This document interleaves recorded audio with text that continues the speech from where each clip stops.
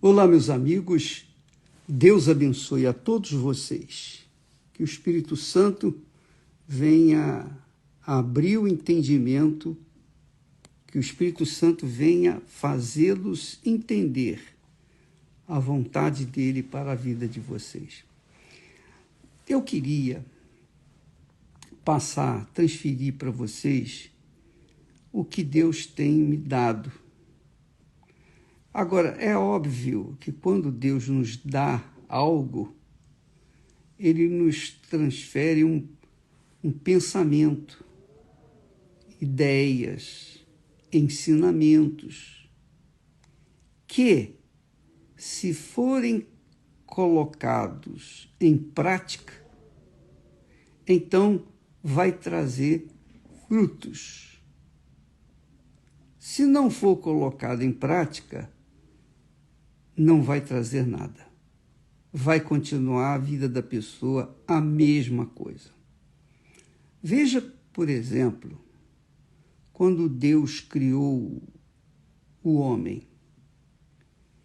Ali o texto sagrado diz que Deus criou o homem à sua imagem e semelhança. Aí a pergunta é, como é que nós podemos ter a imagem de Deus se Deus é espírito? Não é? Deus é espírito. Como é que a gente pode ter a imagem de algo que é espírito, de alguém que é espírito? Bem, é isso que eu queria que você entendesse. Eu quero que você entenda a diferença entre o espírito e a alma, o espírito do homem e a alma humana, porque o corpo você já sabe o que é. Bem, então quando Deus fez o homem à sua imagem e semelhança, não era uma imagem física, mas uma imagem espiritual. Todos nós, quando nascemos, todos, sejam crentes ou incrédulos, qualquer que seja a religião, qualquer que seja a opção sexual, qualquer que seja o ser humano, bom ou mau, não importa. Todo ser humano carrega consigo a imagem de Deus. Estranho, né? Não parece estranho? Não, não é estranho. O que é a imagem de Deus? A imagem de Deus é a consciência de Deus, a consciência divina que nós nascemos. Essa consciência, ela é para o bem ou para o mal. Deus é espírito. Deus tem uma consciência para fazer o bem ou para fazer o mal. Como ele é justo, perfeitamente justo, então ele só faz o que é justo, o que é perfeito. E assim foi feito o ser humano. Deus fez o homem com a consciência para que este homem pudesse servir a ele de acordo com a consciência dele, justa, perfeita, bondade, misericórdia, compaixão, perdão, etc., etc. Então, quando nós nascemos, quando Deus fez Adão e Eva, no caso, Adão e Eva eram perfeitos. Só que, apesar deles serem perfeitos, eles tinham a imagem de Deus, que era a consciência divina. Eles poderiam sim, como aconteceu, eles poderiam discordar de Deus, como eles o fizeram. Eles poderiam usar a consciência para fazer o bem ou para fazer o mal. Eles fizeram o mal. Eles desobedeceram a Deus. Então, a imagem de Deus, que é o Espírito, manteve-se em Adão e Eva, só que a imagem de Deus agora estava deteriorada, corrompida por causa do pecado. Deus é justo, Deus é justiça. Então, quando a pessoa tem a imagem de Deus, todos têm, mas usa essa imagem para o bem, então agrada a Deus, combina com Deus, tem comunhão com Deus, porque Deus é justiça, é justo, perfeitamente justo. Mas quando o homem, o ser humano, não combina com a justiça de Deus, o seu pensamento é voltado para o mal, aí, então, essa pessoa é separada de Deus, embora se mantenha com a consciência dela, a consciência divina.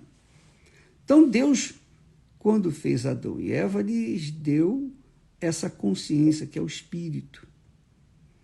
Então, quando eles pecaram, foram separados da presença de Deus. Eles foram expulsos da presença de Deus porque eles seguiram, usaram a consciência de saberem, de conhecerem que poderiam fazer o mal, e eles fizeram o mal. Mas eles nasceram, foram gerados ou foram feitos com a consciência com o Espírito para fazerem só o bem.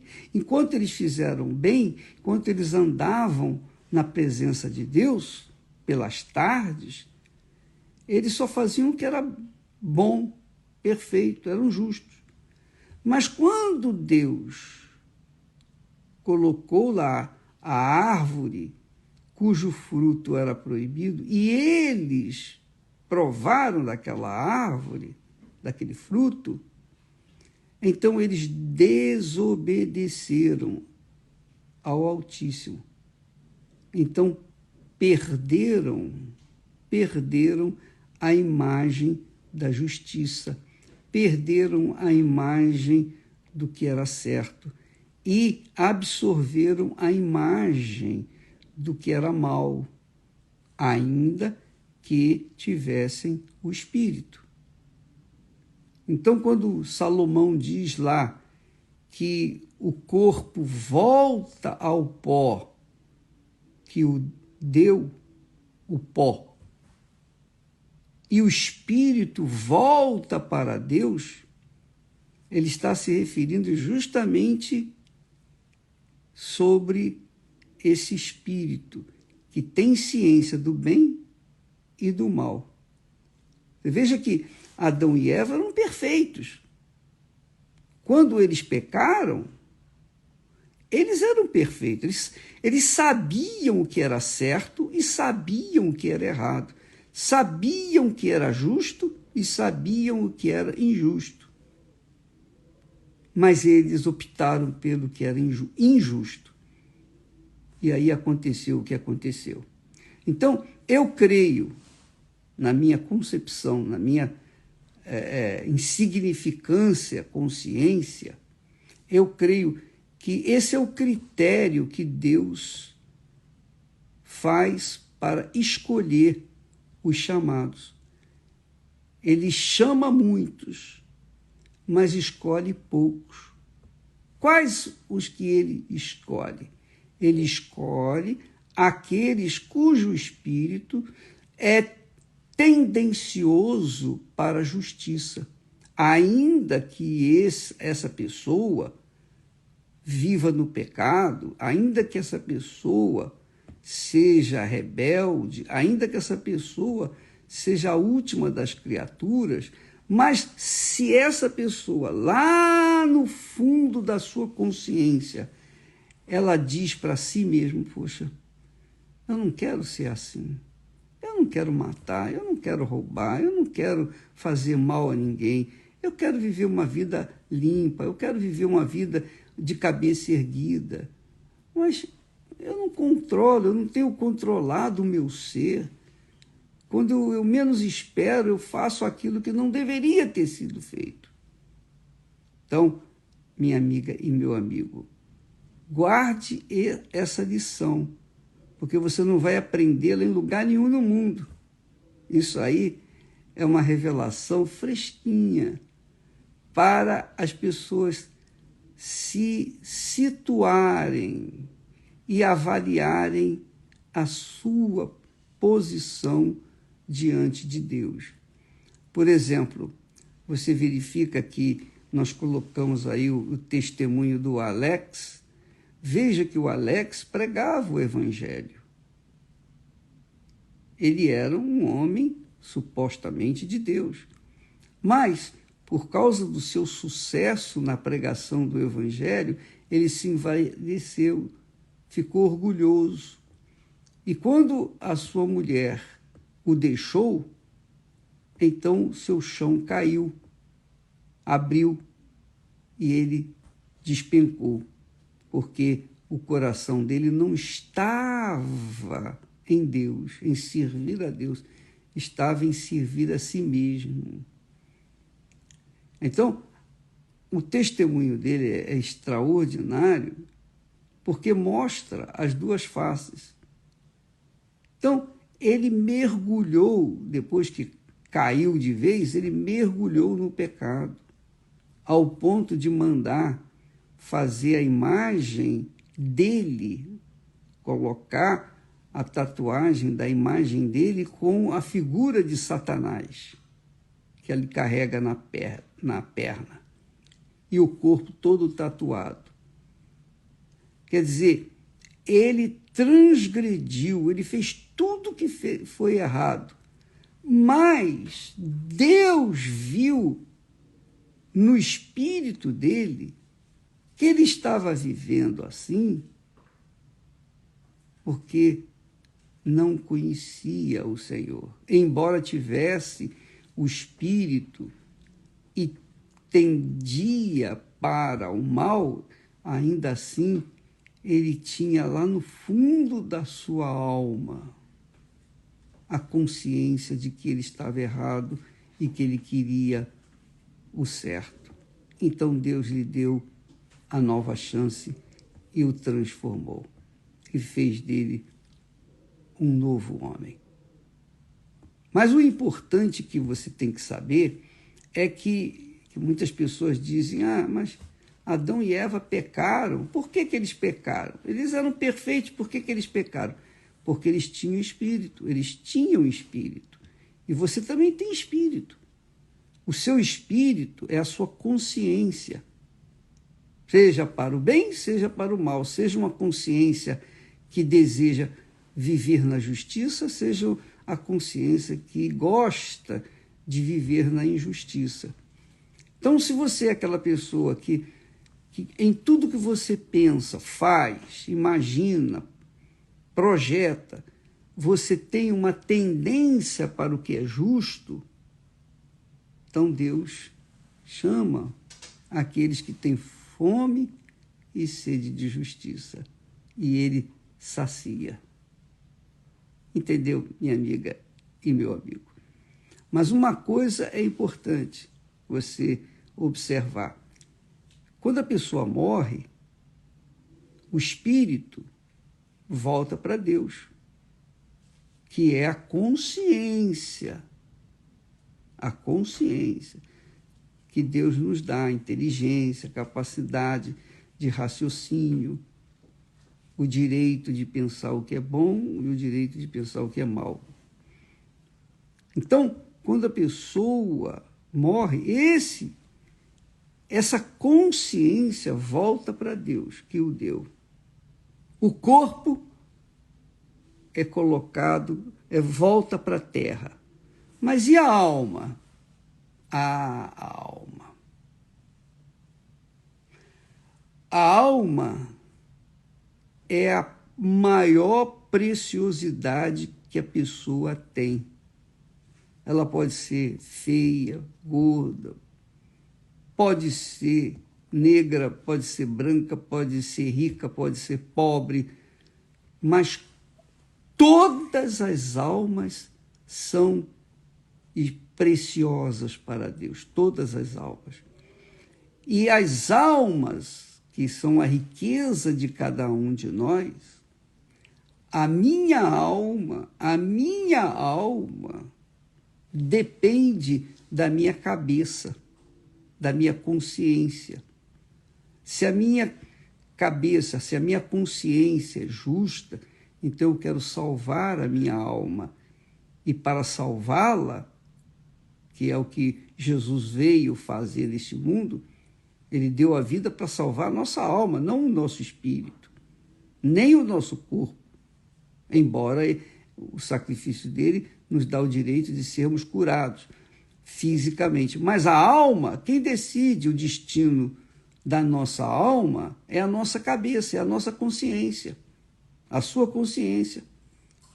Então, se você tem uma consciência tendenciosa para o pecado, para a injustiça, você não está pouco se incomodando, você está pouco se lixando para a sua alma. Você quer satisfazer a carne.